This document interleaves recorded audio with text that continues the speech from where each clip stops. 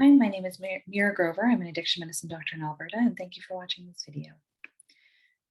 Before we begin, remember that patient-centered care involves lots of patient education and consent. So please make sure that you are informing your patients about everything that you know about harm reduction and that you are providing them with resources that they can use to access it. Please remember to check your biases and manage your countertransference. Addiction medicine is a particularly stigmatizing illness, and we all have stigma inside us. So please do not allow this to impact your care and provide good evidence-based medical care. If you have any patient-specific questions, please call an addiction medicine specialist to discuss that with them because, of course, these are educational videos and you are still responsible for your own practice. I don't have any conflicts of interest to disclose, so I'm just going to get started. Okay, so harm reduction is evidence-based medicine that seeks to reduce the harms associated with risky behavior. Harm reduction is a concept that our society is very well familiar with. So well-known harm reduction techniques are integrated with all parts of society. I like to use skiing as an example. So we do skiing for pleasure because it feels really great on a bluebird day to be up at the top of a mountain with the wind in your hair. So when we talk about skiing, we talk about sometimes skiing at a resort, which is a supervised consumption site for skiing. We talk about using helmets. We talk about making sure that everyone knows the rules of the road when we're skiing. There's lots of interventions that we put into place to reduce the potential harms of skiing. Because of course we know that skiing increases injuries, it increases emerge visits, all of that. So we try and reduce the risk of skiing to people. Other harm reduction techniques, seatbelts, right? So, I might think that I'm the best driver, but other people might not be a good driver. So I'm still always going to put my seatbelt on to make sure that I am protected in the event of an accident. Things like insulin for type 2 diabetes, things like statins, even things like diet soda. These are all harm reduction techniques that we use as a society. We also talk about harm reduction specifically in the context of substance use disorders or use of illicit substances. Harm reduction for people with addiction can look like supervised consumption sites. So we know that bars are supervised consumption sites for alcohol. They have regulations around them. We try and reduce the harms of drinking by making sure people are drinking in a bar. So other forms of supervised consumption sites include what we call SCS, so supervised consumption sites, or OPS, overdose prevention sites for patients who use illicit substances. And these are popping up all over Canada. Very, very important because they help save people's lives when they overdose.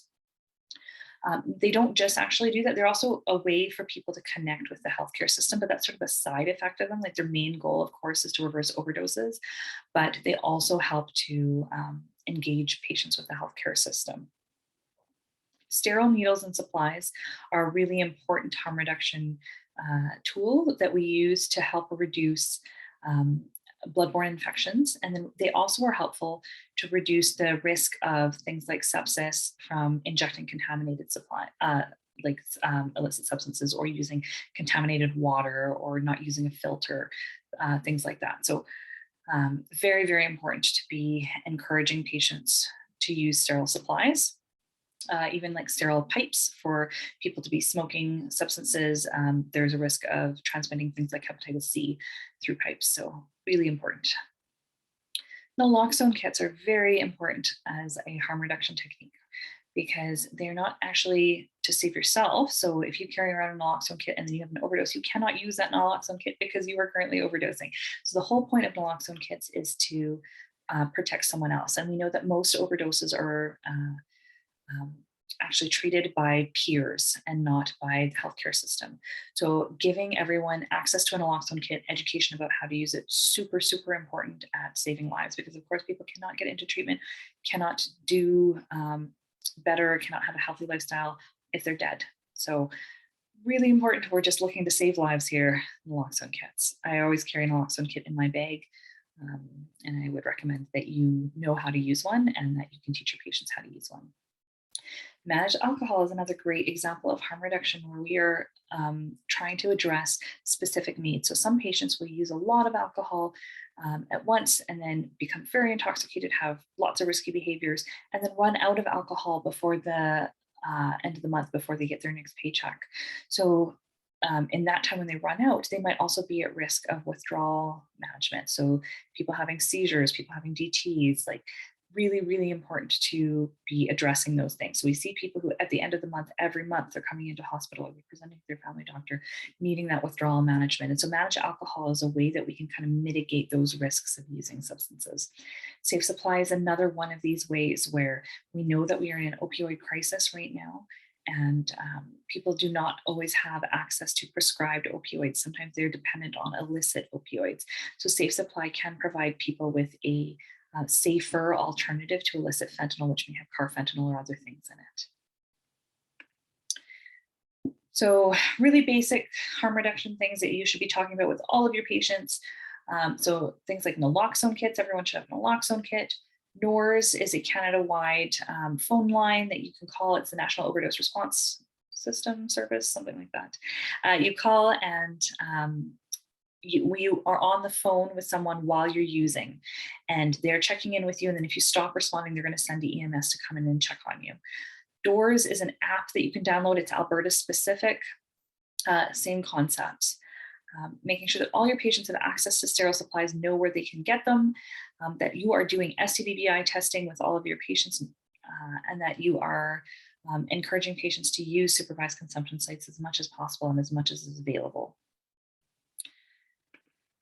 Things that are not harm reduction. So providing people with OAT, so that's things like Suboxone, methadone, Kadian. This is not harm reduction. We are not just replacing their drugs. We are actually treating their opioid use disorder. So it's very different. It's not the same terminology. It should not fit in the same section of your brain. That's how we treat an opioid use disorder. For alcohol use disorder, things like naltrexone and acamprosate, again, this is not harm reduction. This is just treatment of alcohol use disorder. When a patient comes into hospital, let's say they were using illicit fentanyl, they broke their leg, they come in and we are trying to manage their opioid withdrawal in hospital. We are not doing harm reduction by giving them more opioids. What we are doing is treating their opioid withdrawal. It's a different term and a different concept. Again, things like treating ADHD or other concurrent disorders. So if you have a patient with a stimulant use disorder and you prescribe them Vyvanse because they have a history of ADHD, you're doing your daily witness, that is not harm reduction. You are just treating their ADHD. So it's different if they don't have a history of ADHD and you're just trying to see if this will work. There's not great evidence that prescribing stimulants reduces stimulant use disorder to begin with. But if you're trying, because we don't have great evidence either way, that would be more of a harm reduction type role rather than a treatment type role. So always important to keep those things clear and distinct and make sure that they are clear and distinct in the patient's mind, because treating an opioid use disorder with OAT is very, very important. And some patients have that stigma in their own minds. They're like, no, I just want to come off of everything cold turkey. I don't want to be dependent on anything. But that would be like if you have diabetes saying that, oh, I just want to come off my insulin. I don't want to be dependent on anything. No. We're just treating this. This is a different thing. So really important to be aware of those things. Thank you for watching this video. I hope it has been helpful. Please feel free to consult Addiction Medicine if you have any questions or concerns, and check out the guidelines that talk about harm reduction. Okay, have a good day.